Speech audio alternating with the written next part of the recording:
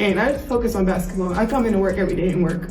I don't complain. I don't care about anything else. I have bad days. I haven't been playing well at all. It was supposed to be a coronation, not an indictment. Angel Reese, crowned by the media as the new face of the WNBA, was plastered across every headline, every highlight reel, every promotional campaign. She was in the commercials, on the talk shows, and all over social media. There wasn't a basketball fan who hadn't heard her name.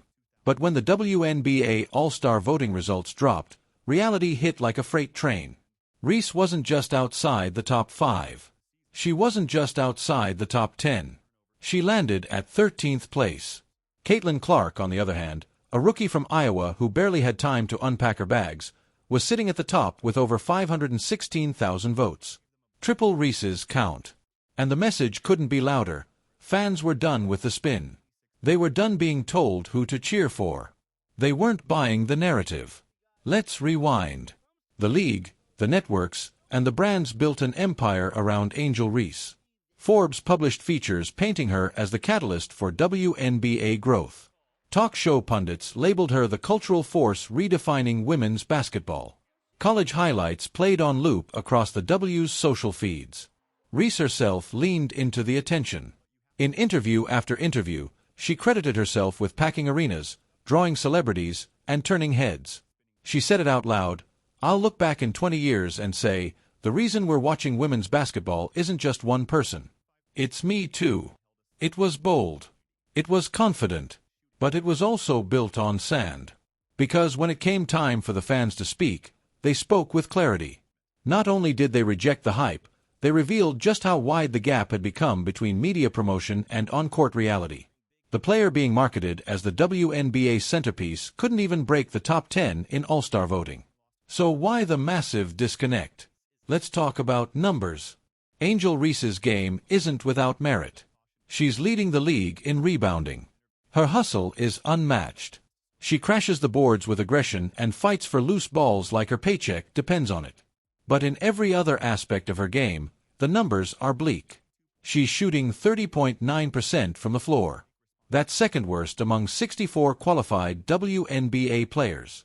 For a post player who lives in the paint, that stat isn't just concerning, it's damning. These aren't three-pointers or contested mid-range jumpers. These are high-percentage, under-the-rim looks. And she's missing more than 2/3 of them.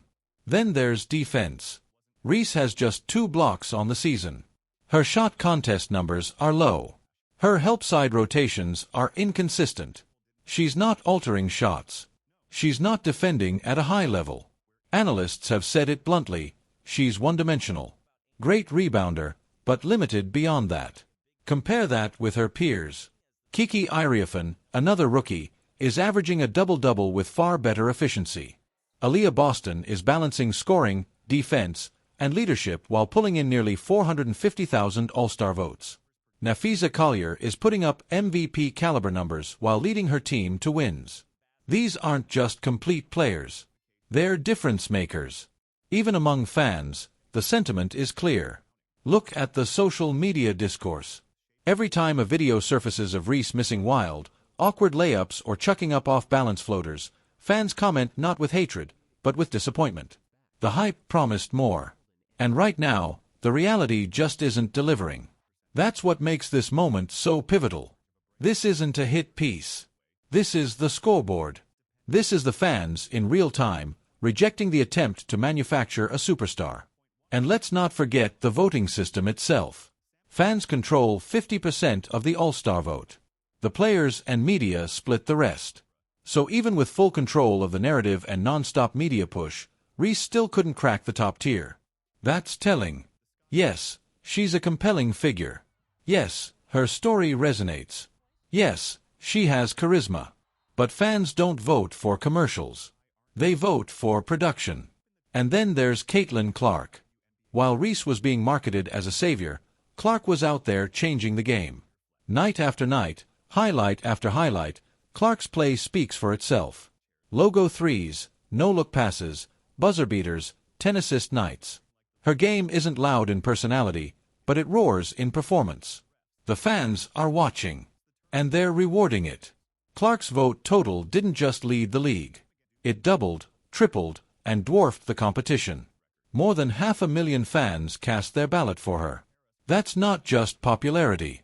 That's impact. Meanwhile, Angel Reese, despite the media push, the league endorsement, the brand deals, the interviews, and the attention, fell flat. 173,000 votes. More than 300,000 fewer than her rival.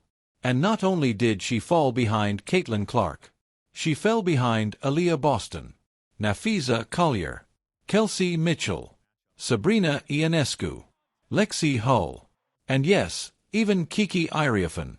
This isn't just about performance. It's about trust. The fans see through the illusion. They see through the interviews where Reese insists she's the reason people are watching. They see the missed layups, the awkward floaters, the inability to finish plays or space the floor. And no matter how many headlines try to rewrite the story, the fans are writing their own version. What's worse is how forced the narrative became. The WNBA's official accounts consistently pushed college highlights, vintage clips of Reese at LSU, instead of her current pro-level performances. Interviews were prioritized over box scores.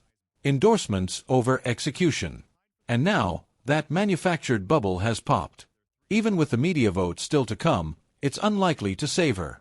If fan votes were 50% and she still couldn't break into the top 10, what difference will 25% for media make?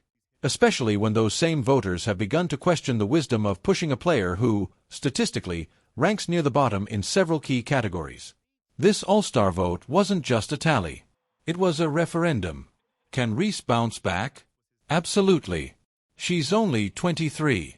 She has time to develop, to refine her game, to expand beyond rebounding and energy. But that growth has to come on the hardwood, not on magazine covers. Right now, the WNBA is entering a golden era. With rising stars like Clark, Boston, Iriafen, Collier, and others, the talent pool is deep. The competition is fierce. There's no space for players who only excel at one thing. Fans want versatility, efficiency, winners, and maybe most of all, they want authenticity. Reese was handed the keys before she proved she could drive. Now she's stalled at 13th place in All-Star voting. And unless something changes, that narrative isn't going anywhere. This isn't about tearing her down. It's about holding her, and the league that promoted her, accountable. The numbers don't lie. The fans aren't fooled. And the vote is final. Was Angel Reese declared the worst player in the WNBA? No. But was she exposed as the most overhyped? That answer is becoming harder to deny. What surprised you most about the All-Star vote? Drop your thoughts in the comments below. If you're tired of being told who to cheer for and want real analysis, real performance, and real breakdowns of what matters most on the court, hit like, hit subscribe, and stay tuned. Because in today's WNBA, the spin can only last so long before the scoreboard brings the truth.